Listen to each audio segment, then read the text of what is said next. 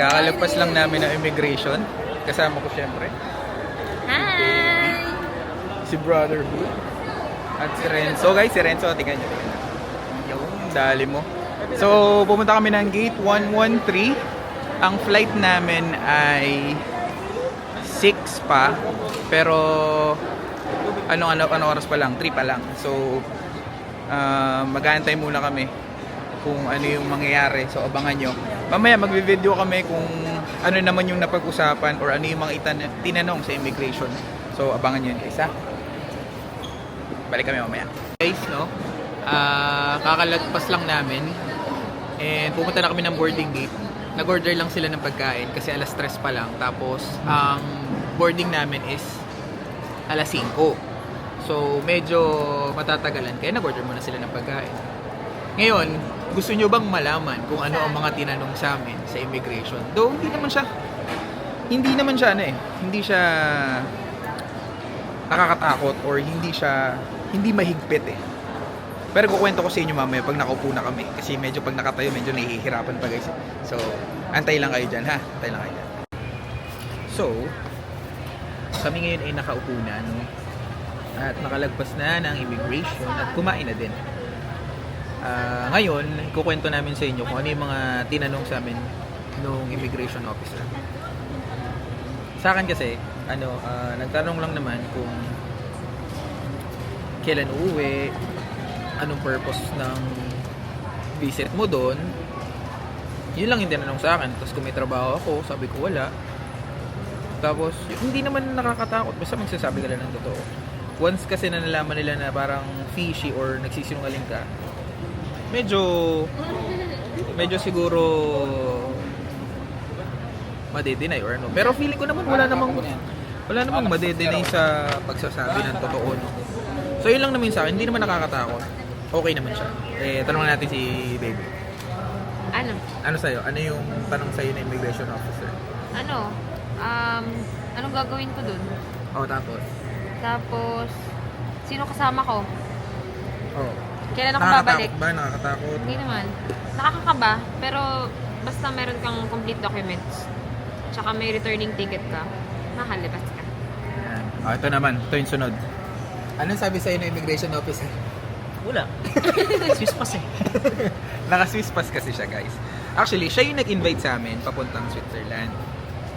So, hindi na siya tinanong dahil yun nga, Swiss pass pala siya. Tapos, naka-business class din siya.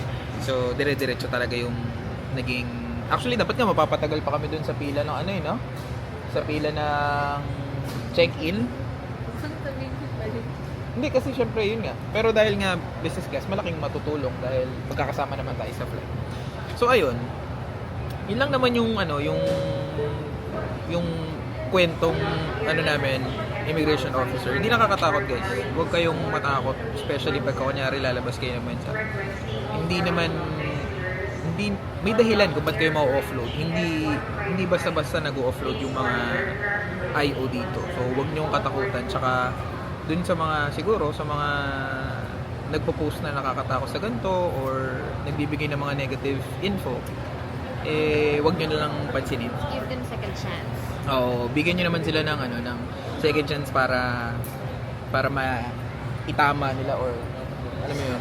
Hindi naman nakakatakot lumabas ng bansa guys, sa totoo lang. Pero yun nga. Basta may reason ka ba para bumalik? Oo, basta may reason, tsaka syempre may flight ticket ka pabalik. Yun lang naman ang kailangan dun eh. Other than that, wala na. So, yun lang naman. Balik ako mamaya.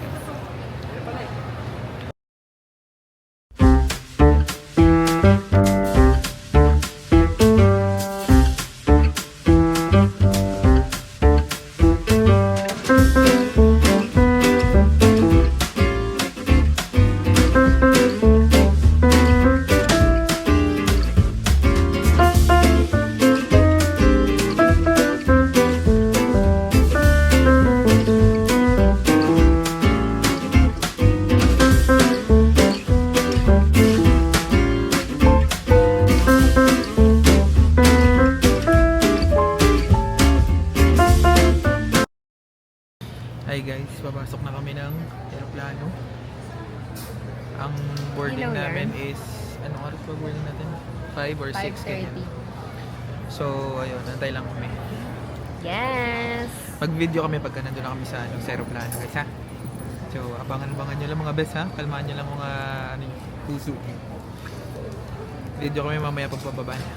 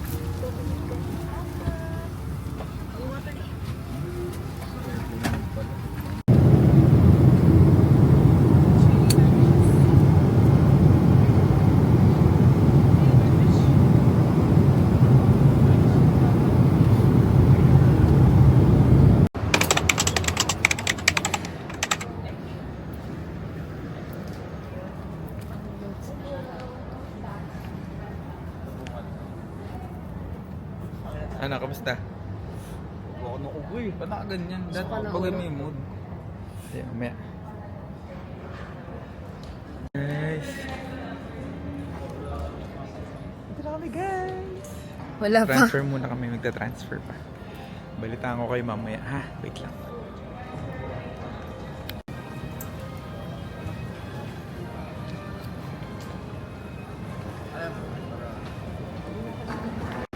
Hey guys, dito na kami sa Doha. Siyempre kasama si Bro. Ayan.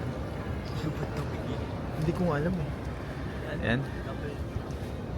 Hi. So ayan guys, nandito na kami sa Doha. Magta-transfer kami.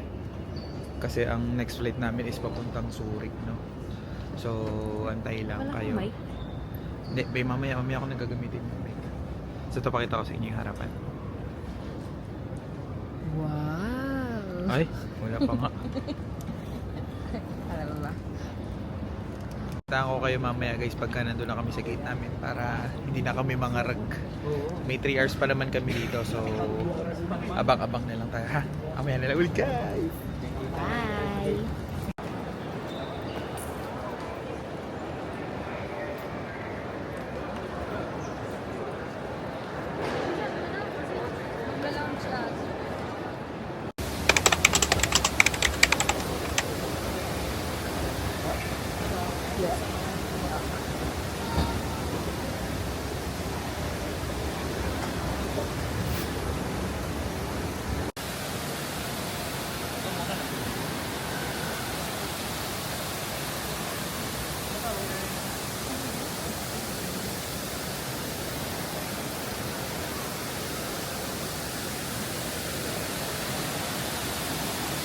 With your seatbelt fastened. All washrooms will be locked and are coming through request resurely to ensure the cabin is secured for landing. Thank you for your cooperation. Ladies and gentlemen.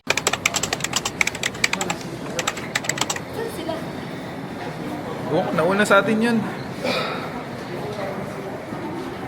Ay, lamig.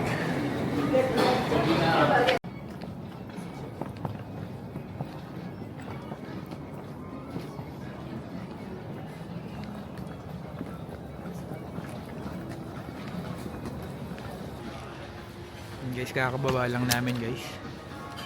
Sobrang dami naming dalang gamit. Yun guys, sobrang lamig sa labas. Negative 4. Medyo malamig. Pero okay lang. Masarap naman sa pakiramdam. So yun guys, mamaya usap tayo pag nakasakay na kami sa train ha. Nasakay pa kami train eh. So yun guys, bye! Yun guys, nag-aantay na lang kami ng ano namin, ng train. So mamaya daw yung 9. Eh ano oras pa lang, nasa 8 pa lang no? 8 pa lang ng umaga dito guys. Ayun no? 8:30 ng umaga pa lang dito. So yan, mag-video ako mamaya pag nasa train na kami para at least updated kayo sa mga nangyari sa buhay-buhay namin guys, no? Kwento ko rin sa inyo kung ano yung nangyari mamaya. Bye guys! City 5 to Winterthur, St. Gallen, Warsaw, departure at 9:30. This train is operating with fewer coaches than usual. Please wait at sectors B, C and D. First class coaches sector C. Second class coaches sectors B, C and D.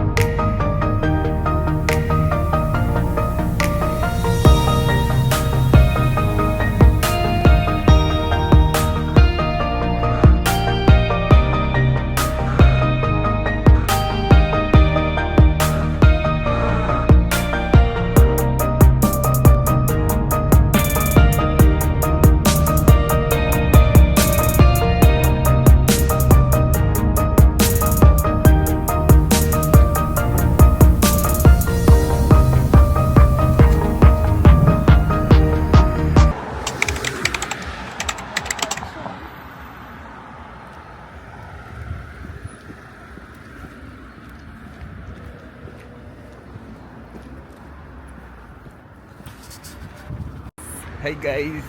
Unang labas namin to guys. Hotdog agad. So kasama natin si bro. Ayan siya. Ay pala. Yan si bro.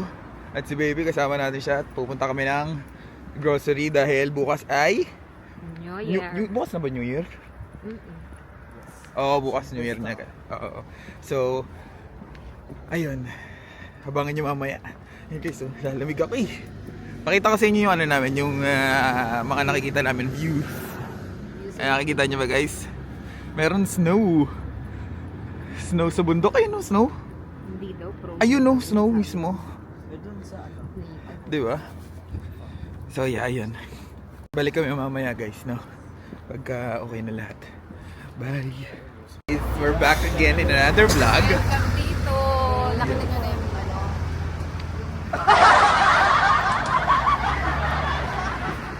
Magpupunta kami ngayon sa grocery dahil bibili kami ng mga handa namin bukas. Dahil bukas ay New Year. Guys, nakita niyo ba yan? Nagpapatugtog kasi ako eh. Ayaw, di ma! Guys, malamig talaga. AirPods. Limited edition. Sige, mamaya na ulit. Bye guys! Usap tayo mamaya. Ayun na yung ano nyo. Yun na. Pag nasa bagong apartment na ako dito. Ito. Pwede na. Ito guys, pakita ko sa inyo. Diba? Mall siya guys, mall. Co-op, and kung ano-ano pa. Yan siya. Hi guys. Tapos na kami mag-grocery. Punta naman kami sa buffet. Kakain naman kami. Kasama yung mga groceries. Hindi. Hindi, hatid muna yan. Oo, tapos pagkatapos matid, maglalakad tayo dun sa buffet. Pakita ko sa inyo guys. Tapos after nito, after nung kain namin, after namin kumain, uwi kami. Tapos after umuwi, edit ko yung video, tapos magpo-post na ako guys. Yun na yung huli ha. Sige, bye.